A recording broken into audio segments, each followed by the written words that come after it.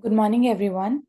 I am Chauhan, and my paper is titled Elegy for a Failed Future Childhood Resistance and Violent Preservation of Ideals in Yukio Mishima's The Sailor Who Fell from Grace with the Sea. In this paper, I examine how Mishima presents childhood not as a space of innocence, but as a powerful ideological force, one that actively resists adult society, questions the norms, and constructs its own reality.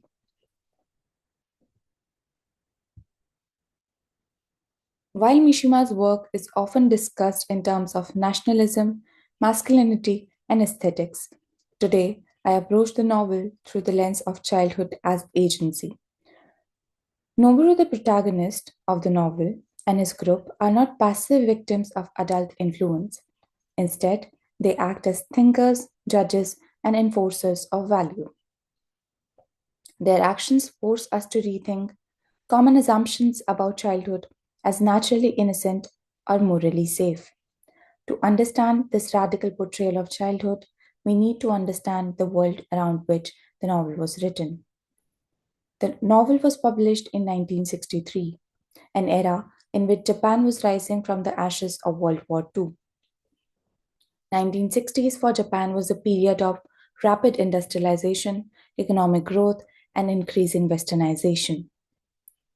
Society promoted stability, consumption, and economic growth. Though Japan was economically advancing, but culturally unsettled, as society was grappling with a national identity crisis amid socio political and cultural upheavals. Increasing westernization created a society which was moving further away from its roots. In such a society, traditional heroic codes became obsolete and began the crisis of identity, where honor and tradition were in direct conflict with comfort and westernization.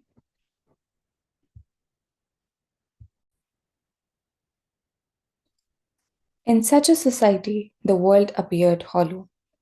Noboru and his friends arrive at the conclusion that the adult world is nothing but a meaningless theatrical performance, a performance which relied on emotions, a true symbol of weakness. Parents, teachers, and those in authority are devoid of greater purpose in life. Their inability to devote their lives to a truly glorious cause represents compromise and loss of meaning. Noburu's group sees adults as emotionally indulgent and morally weak. They believe adults hide behind love and family to escape responsibility. This point highlights how Mishima positioned children as critical observers and not naive dependents. Childhood resistance emerges precisely because the adult world has, in their view, failed. What makes life truly worth living? What are you living and dying for? Are the questions which echo throughout the novel. The question Mishima likely posed in front of post war Japan.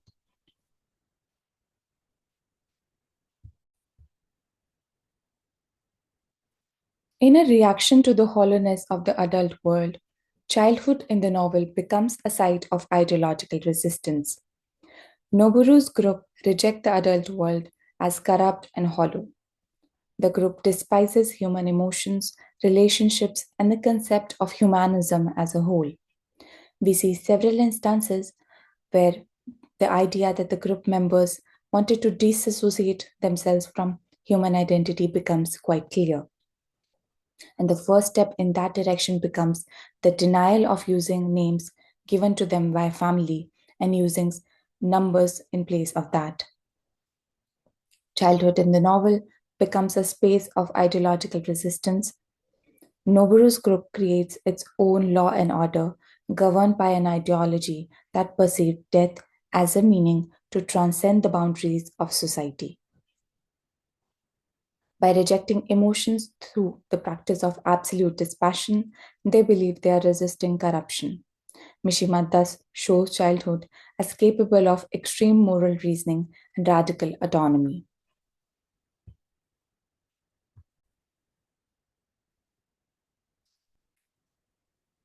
Mishima portrays Ryuji, the sailor, as the ideal masculine force. He encapsulates the ideals Mishima longed for: masculinity, glory, transcending boundaries of physicality. Ryuji appears as a portrayal of Mishima's ideal masculine self, a relic of the samurai tradition. His authenticity makes him a hero in Noburu's eyes. The sea becomes one of the few things which the group considers absolutely pure, a means of transcending the hollow mundane life, and the sailor, through his association with the sea, becomes an extension of this purity. Ryuji exists as an ideal through the child's gaze. To Noburu, Ryuji represents adventure, danger, and destiny. He is admired not as a man, but as a symbol that supports the children's ideology. This reminds us that children actively produce meaning rather than merely observing it.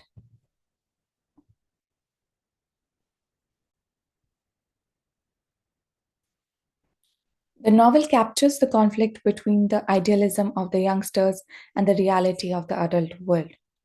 Ryuji, who once embraced pursuit of glory with a burning passion, becomes tired after a certain point. When he falls in love with Fusako, Noburu's widowed mother, and decides to give up his life at sea, the act strips him of his former glory.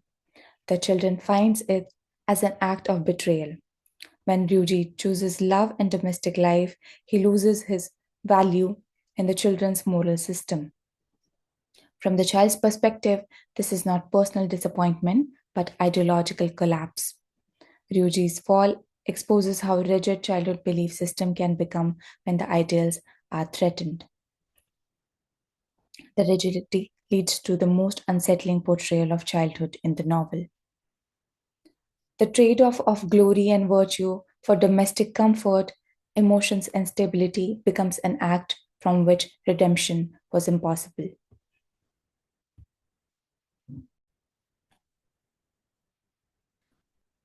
Violence in the novel transforms as an ideal preservation tool. The violence in the novel is planned, logical, and unemotional. Mishima portrays children as capable of organized cruelty in the name of belief. They use violence to save the sailor from indignation. This challenges the romantic ideas of childhood innocence and forces us to confront darker possibilities of child agency. Death becomes the only tool to save Ryuji from indignation, to freeze him at his symbolic peak.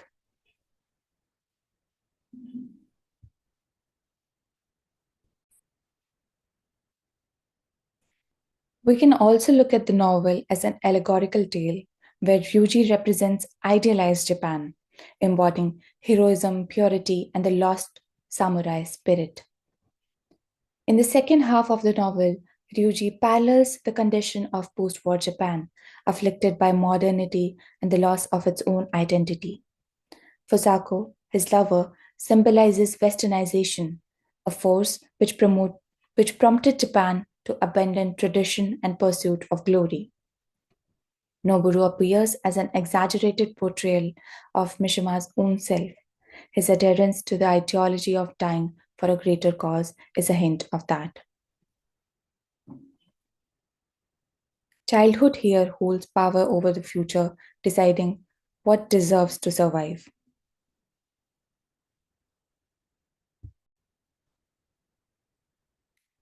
In conclusion, Mishima presents childhood as intellectually active, morally rigid, and dangerously powerful. Noburu's group does not simply imitate adult violence, they reinvent it within their own ideological framework. The group challenged the established hierarchies and believes in its own conviction. Violence becomes a tool of ideological preservation for them. Mishima depicts the young characters not as mere recipients of adult authority, but as active participants who create their own reality. It also reveals a darker facet of childhood, one which resorts to appalling cruelty when confronted with the collapse of its ideals. The sailor who fell from grace with the sea ultimately asks us to reconsider childhood as a site where resistance, belief, and brutality can coexist.